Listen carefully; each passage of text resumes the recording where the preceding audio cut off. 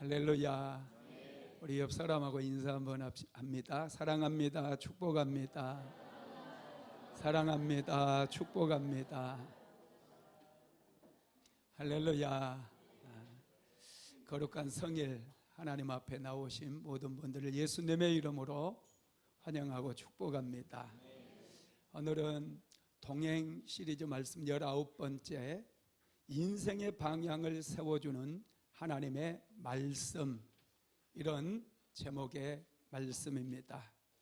하나님의 말씀은 우리의 인생의 올바른 방향을 설정해 줍니다.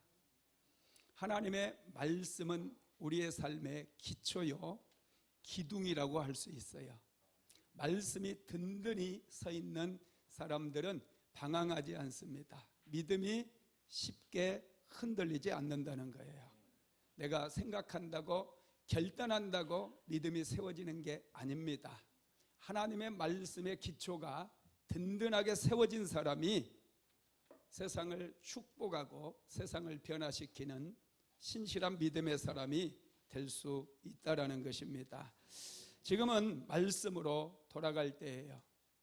아무리 어려워도 하나님의 말씀을 붙잡게 되면 우리는 승리할 수 있습니다. 세상에서 우리가 흔들리는 이유는 하나님의 말씀이 없어서 그렇습니다.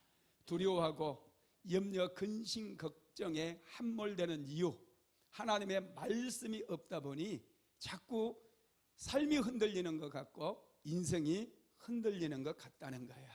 여러분, 그럴 때일수록 여러분 말씀으로 돌아가야 될 줄로 믿습니다. 아무리 어려워도 조급해지면 안 돼요. 동물들은 길을 잃게 되면 그 자리에 멈춰섭니다. 그리고 자신의 길을 찾아내는 거예요. 그런데 사람들은 신기하게 길을 잃으면 속도를 냅니다. 이리저리 향방 없이 뛰어다닌다는 것이죠. 그러다 보니 더 큰 위험을 만나게 되는 것입니다. 두려움이, 불안감이 속도를 만들고 거짓을 만들어내는 거예요. 어려울 때일수록 자신을 낮추고 말씀으로 돌아가게 되면 길을 찾을 수 있어요. 반드시 인생이 더 든든한 반석 위에 설 수 있다는 것이죠. 사람들은 인생을 세우기 위해서는 능력이 필요하다고 생각해요. 그래서 능력을 키우기 위해서 어떻게 해서든지 자녀들에게 교육을 받게 하고 학원도 보내고 좋은 대학 보내려고 하죠. 여러분, 그런데 능력이라고 다 똑같은 능력이 아닙니다. 능력 중에서도 세우는 능력이 있고 살리는 능력이 있는가 하면 파괴하는 능력이 있고 무너뜨리는 능력이 있다는 거예요. 하나님의 말씀의 능력은 우리의 인생의 방향을 세울 뿐만 아니라 인생을 세워주고 우리의 인생을 존귀하게 만들어주는 그런 능력이 있음을 믿으시기 바랍니다. 마귀의 능력은 파괴하는 능력이에요. 무너뜨리고 멸망시키는 능력이라는 것입니다. 그래서 우리는 하나님의 말씀을 붙잡아야 돼요. 이 말씀이 우리 인생의 방향의 주도권을 질 수 있도록, 이 말씀에 따라서 우리의 인생이 세워져 갈 수 있도록 우리는 하나님의 말씀을 늘 가까이 하고 묵상해야 돼요. 여러분, 말씀 묵상 얘기 많이 들었을 거예요. 그런데 이 말씀의 묵상이 여러분 좀 어렵습니다. 말씀을 그냥 읽어 나간다고 해서 그게 묵상이 되는 것도 아니에요. 또 그 말씀을 하루 종일 읽고만 있는다고 해서 그게 묵상이 되는 것 아닙니다. 하나님의 말씀을 제대로 묵상하려면 이 말씀을 암송을 해버려야 돼요. 하루에 한 구절이라도 이 말씀을 암송하게 되면 어느 순간에 하나님께서 이 말씀을 깨닫게 만들어 주십니다. 깨달음이 임할 때 우리는 굉장히 행복하죠. 이 말씀이 우리의 삶의 방향을 세워주고 우리 인생을 세우는 능력이 되기 때문에 우리가 말씀을 깨닫게 되면은 우리는 굉장히 행복해진다는 거예요. 여러분, 말씀이 주도하는 인생이 되시기를 주님의 이름으로 축복합니다. 많은 사람들이 물질이 인생을 세워줄 것이라고 생각해요. 그래서 부지런히 일을 합니다. 여러분, 또 어떤 분들은 미움이 인생을 세워줄 것처럼 용서하지 못하고 수십 년 전에 상처받은 거 여전히 마음속에 그대로 간직하면서 생각날 때마다 그 사람 원망하고 그 사람 탓하고 내가 이렇게 사는 것은 그 사람 때문이다, 이렇게 생각하시는 분들이 있어요. 빨리 여러분 그런 생각에서 해방되시기를 주님의 이름으로 축복합니다. 어떤 사람은 남이 한 말 한마디 때문에 상처를 받는 경우도 있어요. 남의 말이 그 사람의 인생을 주도해 나가는 거예요. 어떤 분은 상사가 가볍게 던졌던 한마디에 상처받았다고 직장을 그만두는 분들도 있어요. 어떤 분들은 더 크게 뭔가 이루어 보려다 현혹되어서 사기를 당하고 또 보이스 피싱 같은 그런 사람에게 잘못 걸려서 많은 손해를 보는 사람들을 우리가 볼 수 있잖아요. 우리 그리스도인들은 여러분 다른 사람의 말도 아니고 상처도 아니고 하나님의 말씀이 주도해 나가는 그런 인생을 살아야 된다는 거 믿으시기 바랍니다. 말씀이 주도하는 인생을 살아가게 되면 항상 새로운 길이 열리고 항상 소망이 있어요.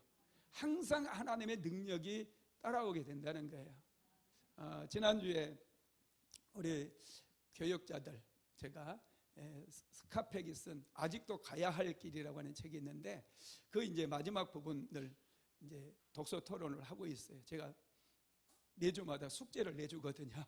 전도사님들 또 부목사님 또 수준이 높아져야 되지 않겠어요? 그래서 매주마다 숙제를 내주고 점검을 하는데 이번 주에는 하나님의 은총에 대한 부분을 이분들이 읽고 이제 서머리를 해온 거예요. 그래서 오늘 아침에 또 제가 점검을 했지 않습니까?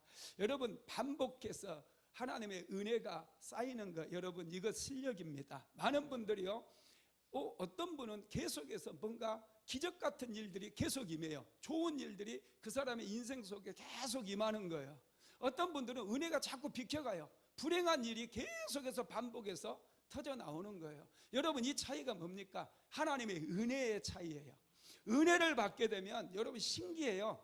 기적 같은 일이 반복해서 내 삶에 찾아오는 거예요. 여러분 이것을 우리는 실력이라고 얘기하는 거예요. 이건 실력이에요. 여러분들의 인생 속에 기적 같은 일이 반복해서 오늘도 내일도 모레도 계속해서 찾아오게 되기를 주님의 이름으로 축복합니다. 여러분 우리는 은혜 받으면 좋은 일들이 계속해서 나를 비켜가지 않고 신기하게 왜 저 집은 저렇게 잘 되느냐, 저 사람은 왜 마음먹은 대로 일이 다 풀려지느냐, 이렇게 여러분 얘기하게 된다라는 거예요. 여러분 그렇습니다. 다윗을 생각해 보세요. 다윗은 하나님의 말씀을 붙잡았거든요. 항상 하나님의 은혜를 사모했어요. 그러니 다윗이 가는 길에는 고난도 있었지만은 계속해서 하나님의 은혜가 찾아오는 거예요. 그게 다윗의 실력이었어요. 사울은 하나님의 말씀을 버렸거든요. 그의 인생은 계속해서 헛발질이에요. 은혜가 비켜가 버려요. 기적도 일어나지 않아요. 계속해서 고난만 계속해서 사울의 집안에 찾아오게 되었다라는 것입니다. 하나님의 말씀은 여러분 세우는 능력이고 살리는 능력이고 기적을 끌어오는 능력이라는 거 믿으시기 바랍니다. 변화의 능력이라는 거예요. 그래서 여러분 우리는 하나님의 말씀으로 변화되고 하나님의 말씀으로 거듭나게 되는 거예요. 한번 읽어봅시다. 베드로전서 1장 23절 시작. 너희가 거듭난 것은 썩어질 씨로 된 것이 아니요 썩지 아니할 씨로 된 것이니 살아있고 항상 있는 하나님의 말씀으로 되었느니라. 아멘. 너희가 거듭난 것은 썩어질 씨로 된 것이 아니요 썩지 아니할 씨로 된 것이니 살아있고 항상 있는 하나님의 말씀으로 되었느니라. 이렇게 말씀해요. 썩지 않고 썩지 아니할 씨, 그것이 바로 하나님의 말씀이라는 거예요. 하나님의 말씀이 우리를 거듭나게 하고 새롭게 길을 만들어주고 우리의 인생을 세워줘야 그 인생이 복된 인생이 될 수 있는 거예요. 하나님의 말씀은 우리를 새롭게 합니다. 그래서 지혜로운 사람은 하나님의 말씀을 주야로 묵상하는 거예요. 오늘 드디어 중고등부 아동부 성경 암송대회가 있어요. 중고등부 아동부만 성경 암송하라고 목사님과 사모님이 이런 대회를 개최하는 거 아니겠죠? 아이들에게 뭔가 도움을 주기 위한 것은 분명하지만 온 가정에 말씀의 부흥이 임하기를 꿈꾸면서 아이들이 애우는 것을 부모가 체킹해 주면서 부모도 좀 애우고, 자녀들이 수학 문제를 물어봤는데 부모가 모르면 쪽팔리잖아요. 그래서 자녀들 옆에서 공부할 때 좀 2차 방정식도 공부해서 자녀들을 좀 가르쳐 주고, 자녀들이 성경을 읽다가 모르면 부모가 이 성경의 맥락을 좀 한 번씩 짚어주고, 그렇게 되면 얼마나 자녀들이 부모님을 존경하고 부모님을 사랑하겠느냐는 거예요.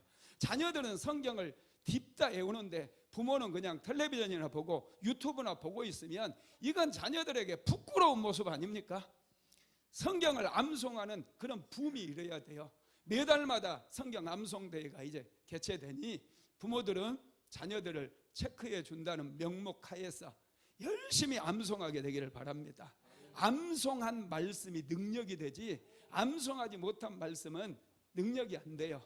요즘 우리 사모가 몸이 많이 좀 안 좋아서 잠을 많이 못 잤어요. 토요일도 3시간밖에 못 잤어요.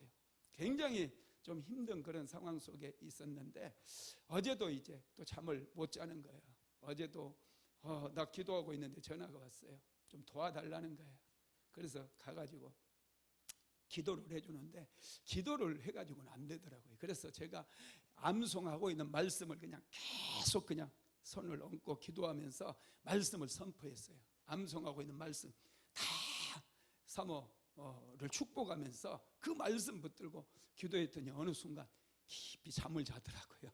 어젯밤에는 깨지도 않고 깊은 잠을 자게 되었어요.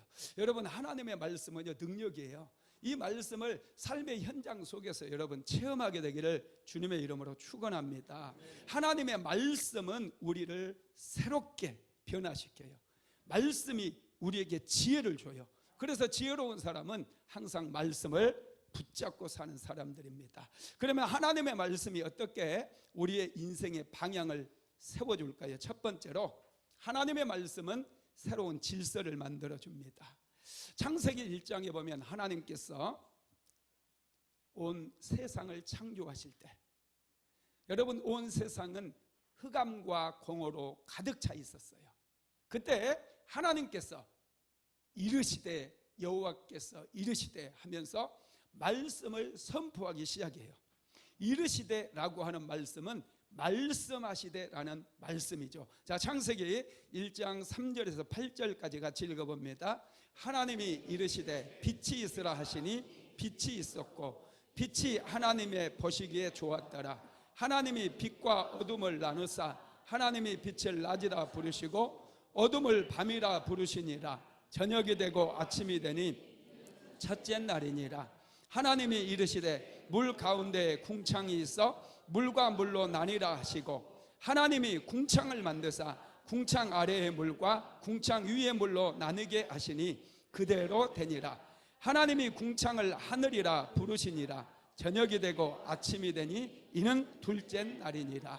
하나님께서 이르시되 말씀하셨다는 거예요. 빛이 있으라 하시니 빛이 생겨요. 혼돈하고 공허했던 땅이 빛으로 이제 충만해지는 거예요. 또 물과 물로 나누어지라 하니까 나누어지면서 육지와 바다가 딱 생겨나는 거예요. 궁창 위의 물과 궁창 아래의 물로 나누어지라 하니 여러분 새로운 대기권이 만들어지고 하늘이 만들어지는 거예요. 하나님의 말씀이 선포되어지면서 이 세상은 새로운 질서가 만들어지면서 이 세상이 움직이는 하나의 시스템이 만들어지게 되었다는 거예요. 질서가 만들어졌다는 거예요.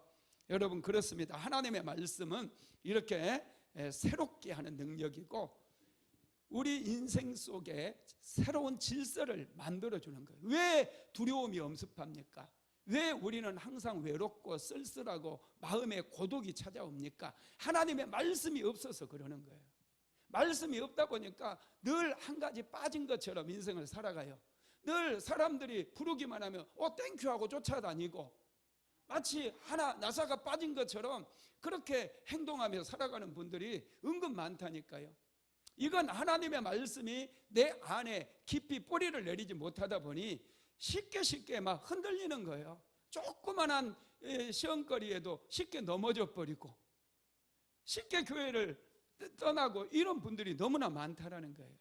여러분, 말씀입니다. 하나님의 말씀을 붙잡는 순간 우리는 흔들림이 없는 그런 인생을 살아가게 되는 것이죠. 여러분, 느헤미야서를 보면은요, 총독 느헤미야가 이스라엘 백성들과 함께 예루살렘 성벽을 재건하는 그런 이야기가 나와요. 그들은 한 마음이 되었어요. 질서정연하게 이제 팀을 나눠가지고 농사도 짓는 일도 하고, 또 일부는 열심을 다해서 성벽 재건을 하고, 밤에는 또 비번을 만들어가지고 지키는 일, 이방인들이 와서 무너뜨리고 막 그러기 때문에 낮에 세웠던 성벽을 지키기 위해서 불침번까지 서가면서 그들이 성벽 건축을 재건을 합니다. 완성을 합니다. 무려 52일 만에 성벽 건축을 완성을 해버려요. 이거 엄청난 일이잖아요. 성벽 재건은 이스라엘 백성들이 그렇게 소망했고 그렇게 하려고 했어도 못했거든요. 그런데 느헤미야가 예루살렘의 총독으로 와서 느헤미야의 지도하에서 모든 백성들이 똘똘 뭉쳐서 드디어 예루살렘 성벽을 재건하는 일에 성공을 한 거예요. 그러니 그들이 얼마나 기쁘고 행복하겠어요. 그들이 충만해야 되지 않겠어요? 그런데 이 성벽 재건의 일을 마쳤는데도 그들은 여전히 공허해요. 뭔가 빠진 것 같아요. 도대체 왜 이렇게 우리가 목표한 걸 완수했는데 왜 이렇지? 여러분, 그렇잖아요. 우리도 뭔가 세상 속에서 열심히 사는 이유, 목표를 세우고 열심히 사는데 그 목표를 이루었어요. 그런데 뭔가 허전하고 뭔가 빠진 듯한 그런 느낌이 있거든요. 전에 제가 한번 말씀드린 사모도 약국에서 정말 안 됐던 약국 하다 보니 하루 종일 사람이 가득 차고 또 돈도 많이 버는 그런 약국이었으면 좋겠다. 얼마나 그런 생각이 컸겠어요. 그런데 정말 하나님께서 은혜 주셔가지고 하루 종일 막 처방전이 밀려들어서 혼자서 감당하기가 힘든 날들이 있어요. 정말 그때는 이제 처방전이 넘치고 막 돈도 벌고 그러니 얼마나 마음이 행복하겠어요. 그럴 때는 여러분 다 자신감을 가지고 나한테 와가지고 목사님 오늘은 뭐 대박이었습니다 이렇게 얘기할 것 같잖아요. 그런데 아니대요. 본인이 경험해 보니까 그렇게 사람이 많이 오고 처방전이 많이 밀려들었는데 그날은 다 마음이 가난해져 가지고 그날은 오직 아무 생각도 안 해요. 하나님께 나와가지고 이 공허한 마음, 이 허전한 마음 하나님 채워달라고 눈물로서 기도했었다라는 거예요. 여러분, 그렇습니다. 뭔가 우리가 목표하는 거 성취했어도요, 그게 우리를 채워주는 게 아니에요. 느헤미야와 이스라엘 백성들이 예루살렘 성벽 재건했으니 얼마나 감격이 되고 기쁨이 넘쳐야 되겠어요. 그런데 그 성취가 그들을 충만하게 하지 못했어요. 그래서 이게 뭐지? 왜 안 채워지지? 이런 마음에 누가 시키지도 않았는데 이스라엘 백성들이 성문화 광장으로 모이기 시작해요. 한두 사람 모이기 시작하더니 이제 나중에는 예루살렘에 살고 있는 모든 백성들이 성문화 광장에 스스로 모여든 거예요. 그리고 나서 백성들이 스스로 그때 당시 최고의 율법 학사였던 에스라를 찾아갑니다. 에스라에게 율법, 하나님의 말씀을 우리에게 읽어달라고 부탁을 하게 되는 거예요. 그래서 에스라가 하나님의 말씀 율법책을 가져와서 이스라엘 백성들이 읽어주는데요. 느헤미야서 8장 5절로 6절 한번 읽어봅시다. 시작. 에스라가 모든 백성이 서서 그들 목전에 책을 펴니 책을 펼 때에 모든 백성이 일어서니라. 에스라가 위대하신 하나님 여호와를 송축하며 모든 백성이 손을 들고 아멘 아멘 하고 응답하고 몸을 굽혀 얼굴을 땅에 대고 여호와께 경배하니라. 에스라가 하나님을 찬양하면서 하나님의 이름을 송축하니 백성들이 이제 막 아멘 아멘 하면서 땅에 엎드렸다고 그러잖아요. 그 이후로 이제 하나님의 말씀을 읽어주는 거예요. 신기하게 하나님의 말씀을 읽어주는데 백성들이 막 회개하는 역사가 일어나요. 그들이 뒤집어지는 거예요. 말씀을 들었을 때 그들 안에 있는 죄악이 생각나기 시작하고, 죄악이 있으니, 죄가 가득 차 있으니 그들은 늘 공허하고 늘 마음이 혼돈해서 늘 생활의 염려, 삶의 염려 이런 것들이 떠나지를 않았었거든요. 그런데 말씀이 들어가니까 그들의 안에 질서가 잡히니 와, 이건 우리가 하나님 앞에 엄청난 범죄를 저질렀구나.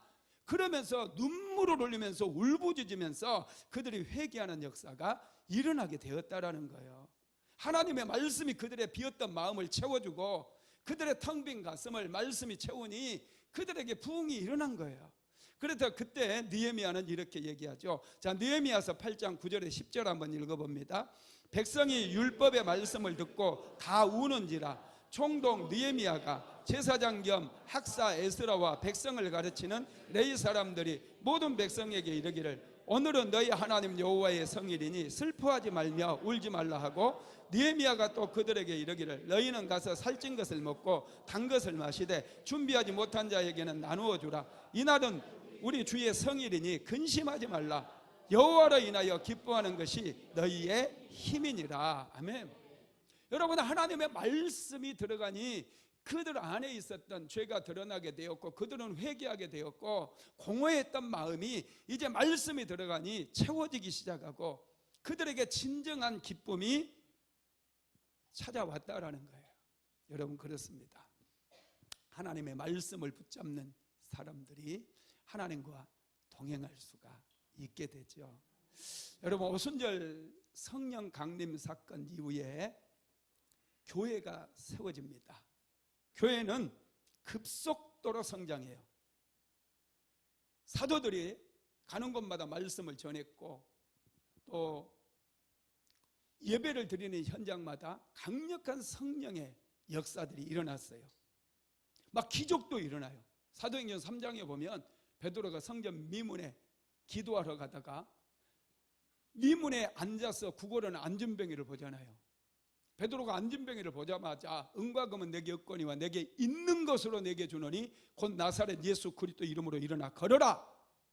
손을 잡아 일으켰어요. 안진뱅이가 벌떡 일어서 버렸어요. 걷기도 하고 뛰기도 하면서 하나님을 찬양하는 그런 역사가 일어났었다라는 거예요. 그런데 신기하게 여러분, 사도행전 6장에 가게 되면 교회에 분열이 찾아와요. 갈등이 찾아와요. 헬라파 유대인과 히브리파 유대인 사이에 구제하는 문제로 인해서 큰 갈등이 찾아옵니다. 교회의 성장이 멈춰버려요. 성령의 역사도 일어나지 않아요. 도대체 왜 이런 일이 일어났을까?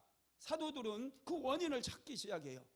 그리고 나서 구제하는 일을 7 집사에게 맡기겠다고 그들이 선언하고 7명의 집사를 세워서 구제하는 일을 맡깁니다. 그럼에도 불구하고 여전히 교회는 갈등 가운데 있는 거예요. 그래서 그들이 뭐라고 하느냐? 우리는 하나님의 말씀을 전하는 일과 기도하는 일에 전무하겠다 그러면서 비로소 사도들이 하나님 앞에 기도하기 시작하고 하나님의 말씀을 가르치기 시작하는 거예요. 그러자 다시 한번 교회가 흥왕해지고 다시 한번 교회가 부흥의 불길로 뛰어들게 되는 거예요. 교회가 살아나는 거예요. 여러분, 하나님의 말씀이 있는 교회, 말씀이 흐르는 교회가 생명이 살아나고 죽어가는 영혼들, 잠자는 영혼들이 깨어나는 그런 역사가 일어나는 줄 믿으시기 바랍니다. 기적이 일어나는 거예요. 문제도 해결되는 거예요. 은혜가 임하는 곳에 여러분 세워지는 역사가 일어나요. 제가 날마다 점심 먹고 산책을 해요. 노족봉을 한 바퀴씩 도는데 노족봉 도는 게 한 거의 20년까지는 안 되고 한 15년은 된 것 같아요. 처음에 노족봉 돌기 시작했을 때는 나무들이 그렇게 크지를 않았거든요. 그런데 요즘은 나무들이 한 15년 지나니까 아름들이 커져가지고 산책로 전체를 이제 숲 터널로 만들었어요. 그러다 보니 여러분, 신기한 것은요, 이 녀석들은 큰 나무들은 햇볕을 많이 받으니까 와, 점점 더 커지고 이 굵기도 굵어져요. 그런데 그 나무들 밑에 아주 작은 나무들은 햇볕을 받지 못하니까 이것들이 말라져 죽는 거예요.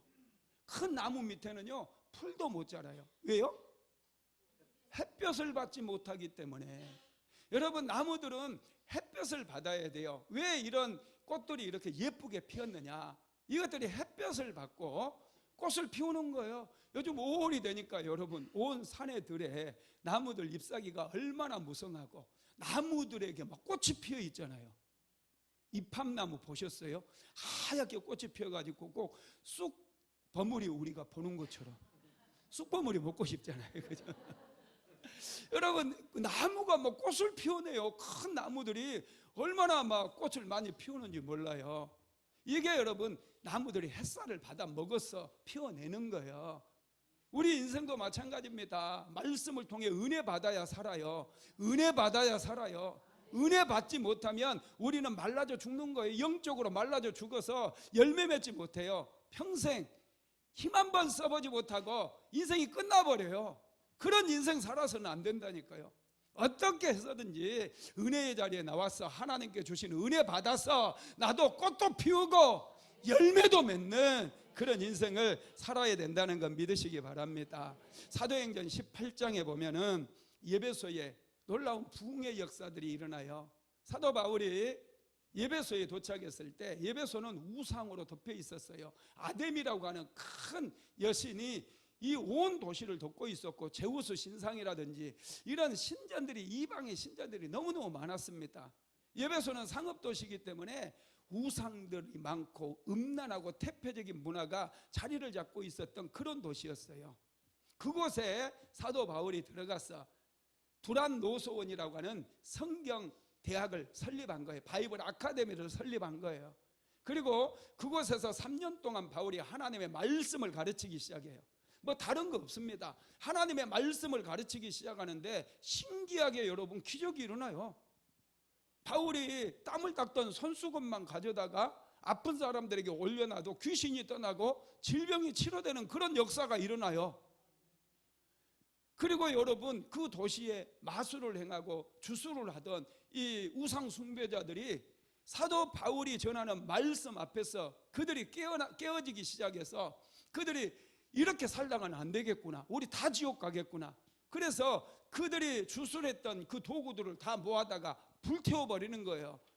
이 목탁도 불태우고 염주도 불태우고 그곳에 이 우상을 섬겼던, 주술을 행했던 모든 도구들을 모아서 책과 함께 다 불질러 버렸는데, 그게 돈으로 환산하니 여러분 은 5만 달란트나 되었다는 거예요. 여러분, 은 5만 달란트면 은 1달란트가 34kg예요. 은 34kg. 만 달란트만 해도 어마어마할 터인데 5만 달란트나 나가는 그런 여러분 책을 다 불태워 버렸다라는 거예요. 말씀이 들어가니까 그들의 인생 속에 새로운 질서가 세워지는 거예요. 하나님의 말씀은 능력입니다. 우리 인생의 분명한 방향 설정해 주는 거예요. 우리는 어떻게 살아야 되는지 잘 모르다 보니 하는 말이 갈등 생기네, 갈등 생기네, 이런 얘기 자꾸 하잖아요. 여러분, 갈등하지 마세요. 말씀을 붙잡으시기를 주님의 이름으로 축복합니다. 두 번째로, 하나님의 말씀은 죄인들을 거듭나게 하는 거예요. 자, 베드로전서 1장 23절 다시 읽어봅시다. 시작. 우리가 거듭난 것은 썩어질 씨로 된 것이 아니요 썩지 아니할 씨로 된 것이니 살아있고 항상 있는 하나님의 말씀으로 되었느니라. 우리가 거듭난 것은 썩어질 씨로 된 것이 아니라는 거예요. 썩지 아니할 씨로 됐는데 이 썩지 아니할 씨가 바로 하나님의 말씀이라는 것입니다. 하나님의 말씀이 우리를 거듭나게 해요. 하나님의 말씀은 우리 심성 속에 자리 잡고 있는 모든 불의, 추와 탐욕, 악의 악도, 이 모든 죄악들을 도려내버리는 능력이 된다라는 거예요. 그래서 이 말씀 붙잡고 살게 되면 여러분, 우리는 바르게 살 수밖에 없어요. 할렐루야. 나쁜 습관을 내가 결단한다고 도려낼 수 있는 게 아니에요. 하나님의 말씀이 들어오면 이 말씀이 능력이 되어서 우리의 병든 습관도 고쳐진다는 거죠. 자, 시편 19편 7절로 8절 읽어봅니다. 시작. 여호와의 율법은 완전하여 영혼을 소성시키며 여호와의 증거는 확실하여 우둔한 자를 지혜롭게 하며 여호와의 교훈은 정직하여 마음을 기쁘게 하고 여호와의 계명은 순결하여 눈을 밝게 하시도다. 아멘. 여호와의 율법이 하나님의 말씀입니다. 이게 우리의 영혼을 소성시킨대요. 하나님의 사람으로 바꿔주는 것을 얘기하죠. 여호와의 증거가 하나님의 말씀이에요. 여호와의 증거는 우둔한 자를 지혜롭게 바꾸어주는 거예요. 여호와의 교훈이 하나님의 말씀이에요. 정직하여 마음을 기쁘게 하고 여호와의 계명은 우리의 눈을 밝게 해준다는 거예요. 여러분, 눈이 어둡다 보니 영적인 눈이 열리지다 열리지 않다 보니 별 같지도 않은 사람들에게 속고 사기당하고 보이스 피싱 당하고 그러는 거예요. 눈이 열려야 돼요. 듣는 귀가 열려야 될 줄로 믿습니다. 하나님의 말씀이 우리를 그렇게 새롭게 변화시키는 능력인 것이죠. 세 번째로 하나님의 말씀은 영혼육의 질병을 치료합니다. 마태복음 8장에 보면 예수님께서 가버나움에 들어가셨을 때 한 백부장이 예수님을 찾아옵니다. 그리고 예수님께 이렇게 말해요. 주여, 내 하인이 중풍병으로 집에 누워 몹시 괴로워하나이다. 그때 예수님께서 내가 가서 고쳐주리라 그래요. 그러자 이 백부장이 예수님께 이렇게 말하죠. 자, 마태복음 8장 8절로 9절 같이 봅시다. 백부장이 대답하여 이르되 주여, 내 집에 들어오심을 나는 감당하지 못하겠사오니 다만 말씀으로만 하옵소서. 그러면 내 하인이 낫겠사옵나이다. 나도 남의 수하에 있는 사람이요 내 아래에도 군사가 있으니 이더러 가라 하면 가고 저더러 오라 하면 오고 내 종도로 이것을 하라 하면 하나이다. 아멘. 예수님께서 내가 가서 고쳐주리라 그러니까 백부장은 말씀으로만 해달라는 거예요. 내 수하에도 종들이 있어서 종들에게 가라고 하면 가고 오라고 하면 오는데 예수님께서 우리 집에 오실 그런 수고 번거로움 왜 행하시냐는 거예요. 다만 말씀만 해달래요. 예수님께서 굉장히 기뻐하시는 거예요. 이 백부장은 하나님의 말씀의 능력을 알고 있거든요. 이 말씀의 능력을 믿어버렸거든요. 그래서 예수님이 너무 기뻐하셔가지고 예수님께서 말씀을 하시는 거예요. 자, 마태복음 8장 13절 같이 읽어봅시다. 예수께서 백부장에게 이르시되 가라, 내 믿음대로 될지어다 하시니 그 즉시 하인이 나으니라. 가라, 내 믿음대로 될지어다. 할렐루야. 내 믿음대로 될지어다. 할렐루야. 즉시 하인이 치료되었던 거예요. 말씀을 붙잡는 자 반드시 인생이 든든하게 세워지며 매일마다 하나님의 은총이 계속해서 부어지게 되는 거예요. 은총이 비켜가면 안 돼요. 은총이 비켜가면 안 됩니다. 은총이 들어와야 돼요. 하나님의 은총이 오늘도 내일도 들어와야 돼요. 그것이 실력이 되는 거예요. 영적인 능력이 되는 거예요. 할렐루야. 여러분, 하나님의 말씀을 붙잡고 이 말씀 붙들고 기도하는 자들에게 하나님의 은총은 계속해서 들어오게 되는 것 믿으시기 바랍니다. 하나님께서는 말씀을 보내요 우리의 마음과 몸을 치료한다고 그랬습니다. 시편 107편 19절에서 20절 시작. 이에 그들이 그들의 고통 때문에 여호와께 부르짖으매 그가 그들의 고통에서 그들을 구원하시되 그가 그의 말씀을 보내어 그들을 고치시고 위험한 지경에서 건지시는도다. 아멘. 하나님께서 우리를 구원하실 때 내가 고통 가운데 신음하며 고통 가운데 하나님의 이름을 부를 때 하나님께서는 그의 말씀을 보내어 우리를 고쳐주시고 위험한 지경에서 건져주시겠다는 거예요. 마음에 아픔이 있습니까? 질병으로 고통을 겪고 있습니까? 어떤 문제 때문에 하나님의 이름을 부르고 있습니까? 여러분, 말씀의 능력을 믿으시기 바랍니다. 말씀을 암송하셔야 돼요. 말씀을 암송해서 그 말씀을 붙잡으시기를 바랍니다. 하루 종일 그 말씀을 묵상하다 보면 어느 순간 믿음이 실리게 되고 믿음이 실려질 때 기도하면 역사가 일어나는 거예요. 은총이 계속해서 내 삶에 밀려들게 되는 거예요. 이 은총이 밀려드는 사람이 실력 있는 사람이에요. 능력 있는 사람이에요. 형통한 인생을 살아가는 겁니다. 할렐루야. 네 번째로 하나님의 말씀은 양식을 공급해 주는 거예요. 우리가 영적으로 건강하기 위해서는요 좋은 양식을 먹어야 돼요. 생명의 양식을 먹어야 돼요. 우리 몸이 건강해지기 위해서도 여러분 좀 유기농 또 좋은 것들 그런 거 먹어야지 자꾸 인스턴트나 먹고 밤에 늦게 막 고기나 구워 먹고 라면이나 끓여 먹고 이러면 여러분 콜레스테롤이 높아져요. 고혈압이 오고 당뇨도 오고 몸이 망가지기 시작해요. 젊다고 여러분 함부로 막 먹지 말아야 될 것 먹고 그러면 몸이 금세 축납니다. 할렐루야. 우리가 요즘 잘 살다 보니 음식도 가려 먹잖아요. 많이 먹지 않아요. 한국 사람들 이제는 우리나라가 전 세계에서 경제 대국이잖아요. 얼마나 잘 사는지 몰라요.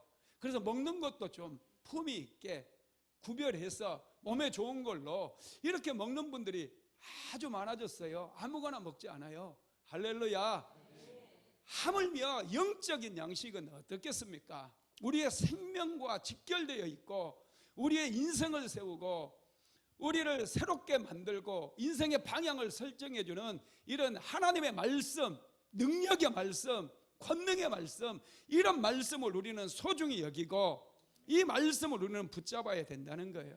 예수님께서도 분명하게 말씀하셨어요. 마태복음 4장 4절 한번 같이 읽어봅시다. 시작. 예수께서 대답하여 이르시되 기록되었으되 사람이 떡으로만 살 것이 아니요 하나님의 입으로부터 나오는 모든 말씀으로 살 것이라 하였느니라 하시니. 아멘. 사람은 떡으로만 사는 존재가 아니라는 거예요. 형이하학적으로 살아서는 안 돼요. 먹을 것만 추구하고 맛있는 맛집만 찾아다니면서 와 맛있다 감동하는 그런 인생 살아서는 안 되고 하나님의 말씀을 귀하게 여기고 말씀이 흐르는 곳에 여러분 영혼이 살아난다라는 사실을 알아야 돼요. 물이 흐르는 곳에 식물이 자라고 나무가 자라는 것처럼 하나님의 말씀이 흐르는 곳에 영혼이 살아나는 거예요. 하나님의 말씀이 흐르는 곳에 와서 말씀을 먹고 우리의 영혼이 성장하는 그런 역사들이 일어나야 된다라는 것입니다. 그래서 우리가 주일날 나와서 예배 드리는 거예요. 주일 예배 너무나 소중해요. 은혜 받지 못하면 안 돼요. 여러분 예배에 목숨 걸 정도로 예배를 소중히 여기시기 바랍니다. 어떤 일이 있어도 하나님의 말씀을 붙잡아야 돼요. 말씀 놓쳐버리면 일주일 얼마나 고되고 힘들게 우리가 살아갑니까? 나를 살리는 말씀, 이 생명의 말씀이 내 안에 심겨져서 뭔가 결단이 일어나고 내가 일주일 동안 또 열심히 한번 세상에서 살아버리라, 내가 말씀 붙들고 승리하리라, 이런 말씀 붙잡아야 된다는 거예요. 다섯 번째로 하나님의 말씀은 지혜와 명철을 줍니다. 잠언서 2장 6절 말씀 시작. 대저 여호와는 지혜를 주시며 지식과 명철을 그 입에서 내심이여. 아멘. 하나님의 입에서는 하나님의 말씀이 나오는데 이 말씀이 지혜와 지식과 명철을 가져다 준다는 거예요. 우둔하게 살면 안 돼요. 어리석게 살면 안 돼요. 우리는 하나님의 자녀들이에요. 다니엘과 같이 살아야 돼요.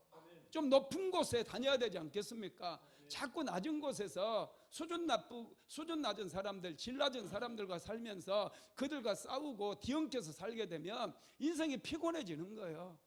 하나님의 말씀을 받는 자, 하나님의 입에서 나오는 말씀을 받는 자, 지식을 얻게 되고 지혜를 얻게 되고 명철을 얻게 된다는 것입니다. 하나님의 말씀이 우리를 지혜롭게 하는 거예요.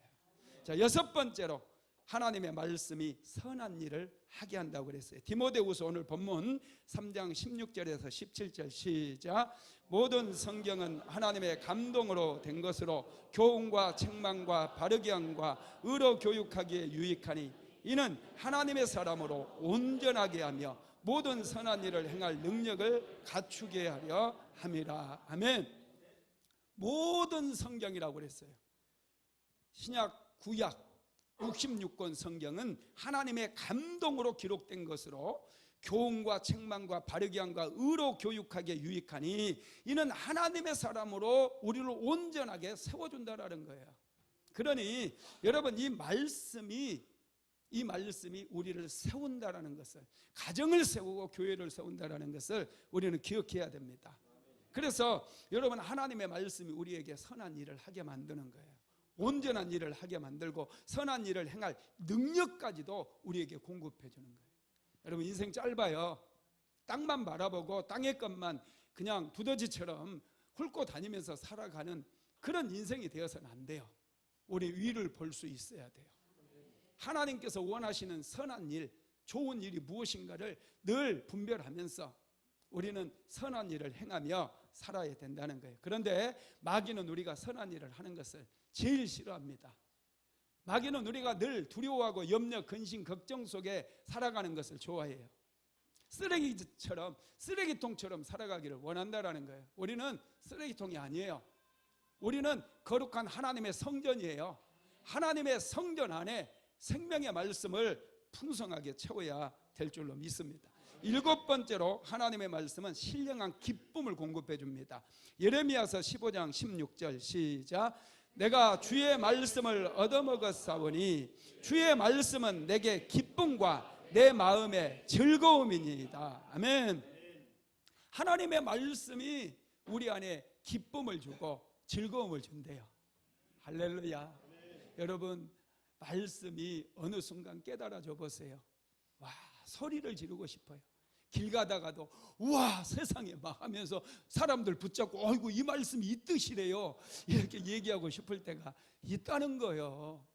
말씀 없이 그냥 막 세상 것만 이렇게 바라보고 땅 것만 바라보고 막 이렇게 훑고 다니다 보니 말씀에 대한 깨달음이 없는 거예요. 하루에 한 구절 딱 암송해가지고 그 말씀을 생각하면서 한번 다녀보세요. 어느 순간 이 말씀이 내 삶에 들어오기 시작해요. 내 심장을 꿰뚫고 내 마음을 꿰뚫고 이 말씀이 들어와서 살아 운동력 있게 된다는 거예요. 그럴 때 여러분 그 감격, 그 기쁨은 세상의 무엇과도 표현할 수가 없는 거예요. 그런데 여러분 애운 말씀만이 그러더라고요. 애워진 말씀이 나에게 깨달음을 주더라는 거예요. 그래서 우리는 하나님의 말씀을 여러분 또 읽고 듣고 이 말씀을 지키면서 살아야 됩니다. 자, 요한계시록 1장 3절 한번 읽어봅시다. 시작. 이 예언의 말씀을 읽는 자와 듣는 자와 그 가운데 기록한 것을 지키는 자는 복이 있나니 때가 가까움이라. 이 예언의 말씀, 이게 하나님의 말씀이거든요. 이 예언의 말씀을 읽는 자, 듣는 자, 그 가운데 기록된 것들을 지키는 자. 여러분 말씀을 읽고 묵상하게 되면은요, 이 말씀이 하나님의 레마의 말씀으로 들려진다는 거예요. 들려지니 이 말씀이 강력하게 내 삶을 지배해서 이 말씀을 지키는 자가 된다는 거예요. 그러니 이 말씀이 복이 되는 거예요. 하나님의 축복을 끌고 오는 거예요. 그래서 여러분 염려, 근심, 걱정 들어올 때 말씀을 암송하기 시작해야 돼요. 그럴 때 근심이 떠나가게 되고 내 안에 큰 즐거움과 기쁨이 자리를 잡게 되고 새로운 꿈을 꾸게 되고 새로운 길이 열려지는 그런 은혜를 누리게 된다라는 거예요. 여러분 말씀에 맛이 있는 거 아세요? 말씀이 무슨 맛인 줄 아세요? 말씀에 맛이 있다고 성경은 얘기하고 있어요. 다시 우리 한번 읽어봅시다. 시편 119편 103절 시작.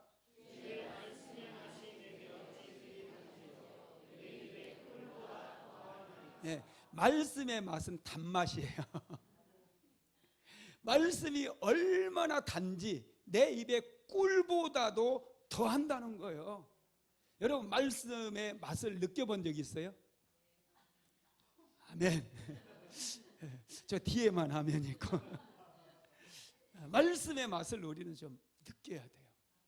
여러분 주일날 설교 듣는 거 이거 너무 중요해요. 왜냐하면 목사님이 일주일 동안 말씀을 묵상하면서 이 말씀을 가지고 원재료를 가지고 이걸 요리를 하는 거예요. 어떻게 하면 성도들에게 맛있게 감칠맛 나게 성도들이 이 말씀을 먹을 수 있을 것인가, 그걸 고민하면서 말씀을 준비하는 거예요. 여러분 그래서 설교 말씀을 들으면 내가 몰랐던 말씀들이 갑자기 깨달아지기 시작하고 이 말씀이 마음에 쑥 들어오고 아 내가 이렇게 살아야 되는구나 깨달아지지 않습니까? 여러분 이거 축복이고 은혜예요. 우리는 날마다 하나님의 말씀을 들어야 된다니까요. 그래서 이 말씀이 나에게 들어오게 될 때 그 말씀 붙들고 일주일 동안 또 살아내는 거예요. 하루하루 살아내기 힘들잖아요. 우리는 견디면서 요즘 우리 아들하고 가끔 통화하는데 호주 유학을 보내놨더니 영어 회화도 못하는 놈을 그냥 보내놨어요. 그랬더니 대학 강의를 들어야 되잖아요. 아주 죽을 맛인 것 같아요. 나는 좋아 죽겠어요 그냥. 우리 아들이 힘들다고 그러니까 얼마나 고소한지 너무 좋은 거요. 그래도 이제 다음 주에, 이번 주에 또 파이널 위한 휴강이 있고요. 다음 주에 파이널 테스트하고 이제 종강을 한대요. 그래도 한 과목을 벌써 패스를 했습니다. 야, 참 놀랍지 않습니까? 영어 뭐 외국에 한번 나가본 적이 없는 애 토플 학원 3개월 보내가지고 유학을 확 보내버렸어요. 그리고 저는 기도했어요. 우리 사모랑 매일마다 하나님, 우리 요석이 영어도 못한 놈 보냈는데 불쌍히 여겨주세요. 그랬더니 하나님께서 신기하게 지금 그래도요, 그 교수님 강의는 80% 이상이 들린다는 거예요. 애들하고 2시간 동안 막 애들 떠드는데 2시간 동안 자기는 한마디 2마디밖에 못한대. 근데 요즘은 한 5-6마디는 한대요. 이게 참 놀라워요. 하나님의 은혜 같습니다. 여러분, 우리는 하나님의 말씀을 암송하다 보면요, 지혜도 생기고 명철도 생기고 우리 안에 큰 기쁨이 생긴다는 것을 항상 알아야 돼요. 그리고 하나님의 말씀의 맛이 느껴져요. 여러분, 말씀의 맛을 기억하게 항상 느끼시기를 주님의 이름으로 축복합니다. 인생은 가꿔야 돼요. 방치하면 안 돼요. 가정도 자녀들도 말씀으로 잘 가르쳐야 돼요. 여러분, 여러분의 인생 말씀으로 가꿔야 돼요. 그냥 방치해 놓는 것은 이건 여러분 큰일 나는 거예요. 그냥 말씀도 한 구절 보지도 않고 목사님 설교에만 의존하려고 하는 이런 신앙은 좀 위험해요. 할렐루야. 박 목사 설교를 듣는 사람은 좀 다르겠지만 그래도 위험하다는 거예요. 그러니 말씀을 계속해서 묵상하시기 바랍니다. 이게 여러분의 인생을 가꾸는 거예요. 가꾼다는 것은 노력이 필요하다는 거예요. 노력하지 않으면 행복이 찾아오지 않아요. 노력하지 않으면 인생이 세워지지 않아요. 노력하지 않으면은 여러분 영혼이 성장하지 않아요. 우리는 말씀을 묵상해야 됩니다. 8번째로 하나님의 말씀은 영적인 성장을 이루게 합니다. 사도행전 20장 32절 시작. 지금 내가 여러분을 주와 및 그 은혜의 말씀에 부탁하노니 그 말씀이 여러분을 능히 든든히 세우사 거룩하게 하심을 입은 모든 자 가운데 기업이 있게 하시리라. 아멘. 사도 바울은 하나님의 백성들에게 주와 그 은혜의 말씀에 부탁한다고 그랬어요. 우리를 든든히 세우는 것은 율법이 아니에요. 세상의 지식이 아니에요. 학문이 아니에요. 은혜의 말씀이 우리 인생을 세운다라는 거예요. 그래서 여러분, 우리는 말씀을 소중히 여겨야 돼요. 하나님의 말씀이 우리의 인생을 든든하게 세우기 때문에. 그래서 바울은 항상 은혜를 강조합니다. 고린도전서 15장 10절 한번 읽어볼까요? 그러나 내가 나된 것은 하나님의 은혜로 된 것이니 내게 주신 그 은혜가 헛되지 아니하여 내가 모든 사도보다 더 많이 수고하였으나 내가 한 것이 아니요 오직 나와 함께 하신 하나님의 은혜로다. 아멘. 바울이 신약성경 13권을 기록했어요. 수많은 교회를 세웠어요. 에베소에 엄청난 부흥도 일으켰어요. 고린도 교회에 엄청난 부흥도 일으켰어요. 아데네에 가서 그 헬라의 철학자들과 여러분 논쟁도 벌였어요. 그런데 사도 바울은 그렇게 할 수 있었던 게 자기의 학문이 아니고 오직 하나님의 은혜가 사도 바울을 바울되게 만들었다는 거예요. 그 은혜의 말씀이, 하나님의 은혜의 말씀이 바울을 바울되게 만들었다는 거예요. 베드로 사도도 똑같이 하나님의 은혜를 강조하더라고요. 같이 읽어봅시다. 베드로전서 5장 10절 시작.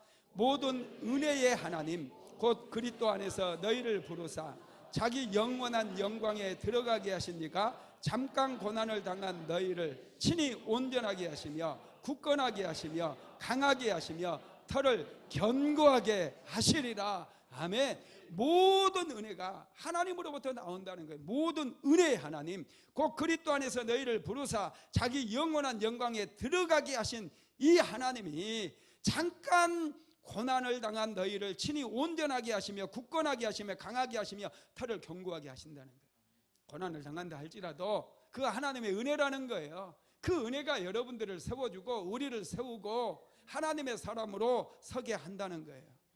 베드로는 하나님의 은혜를 경험했어요. 그래서 은혜를 잊을 수가 없잖아요. 자기가 예수님을 모른다고 부인했었는데, 그런데 자신을 찾아와서 상처받은 베드로의 마음을 치료해 주셨던 말씀으로 베드로야 내가 나를 사랑하느냐 3번 질문하면서 3번 부인했던 베드로의 마음을 어루만지고 치료해 주면서 말씀으로 베드로를 다시 세워줬잖아요.